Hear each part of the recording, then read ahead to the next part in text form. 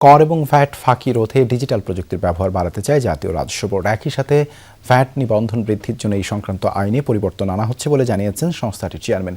জাতীয় রাজস্ব বোর্ডে রবিবার প্রাক বাজেট আলোচনায় তৈরি পোশাক শিল্প এবং বস্ত্র খাতের সক্ষমতা বাড়াতে নগদ প্রণোদনার উপর 10% হারে আয়কর পুরোপুরি চেয়েছে বিজিএমই এবং বিটিএমই নেতারা।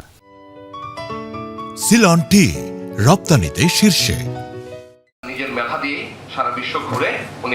এনবিআরের প্রাক বাজেট আলোচনায় অংশ নেন তৈরি পোশাক ও বস্ত্র শিল্পের নেতারা। চলমান বৈশ্বিক সংকটের মধ্যে পোশাক শিল্পের সক্ষমতা বাড়াতে বেশ কিছু খাতে কর অব্যাহতির দাবি তাদের। রপ্তানির বিপরীতে উৎসে কর 1% থেকে কমিয়ে 0.65% করে তা আগামী 5 বছরের জন্য বহাল রাখার প্রস্তাব করেন বিজিএমই এর নেতারা।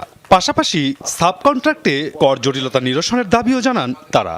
ট্র্যাক করতে পারবেন যে আমরা কত ডলারের কত ডজন আমরা সাবকন্ট্রাক্টিং করলাম আর কত আমি নিজে কাজ করলাম।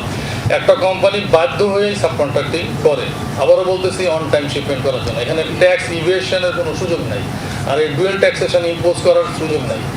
10 থেকে 30 কাউন্টের সুতা বন্ড সুবিধার বাইরে রাখার সুপারিশ বাস্তবায়ন চায় বিটিএমএ। এছাড়া নগদ প্রণোদনার উপর 10% হারে আয়কর পুরোপুরি অব্যাহতির দাবি সংগঠনটির। ইনসেন্টিভের উপরে যে ট্যাক্সটা 1.5% যেটা আমরা পাই, এটা এক ধরনের প্রণোদনার উপরে যদি আবার ট্যাক্স হয়, এটা দেখতেও বা কেমন লাগে, শুনতে বা কেমন লাগে। তো এটা আমি মনে করি প্রত্যাহার করা যেতে পারে। এটা খুব একটা বড় টাকা না, বাট এটা it contradicts with the idea of incentivizing somebody. ব্যবসায়ীদের প্রস্তাবগুলোর যৌক্তিকতা বিবেচনার আশ্বাস দেন এনবিআর চেয়ারম্যান। ভ্যাট নিয়ে ব্যবসায়ীদের অযথা ভোগান্তি বন্ধের উদ্যোগ নেওয়ার কথা বলেন তিনি। চিন্তা করছি আমরা আইনে একটু পরিবর্তন আনবো ইনকাম ট্যাক্সের আদলে, যাতে করে ভিএটির যে রেজিস্ট্রেশন এটা যাতে বাড়ে। কারণ আমাদের কোটি কোটি ব্যবসায়ী, স্মল রিটেলার সব মিলে, লার্জ মিডিয়াম, কিন্তু সেখানে মাত্র 8 লাখেরও কম হচ্ছে ভিএটি রেজিস্ট্রেশনটা। এটা টোটালি আনঅ্যাকসেপ্টেবল।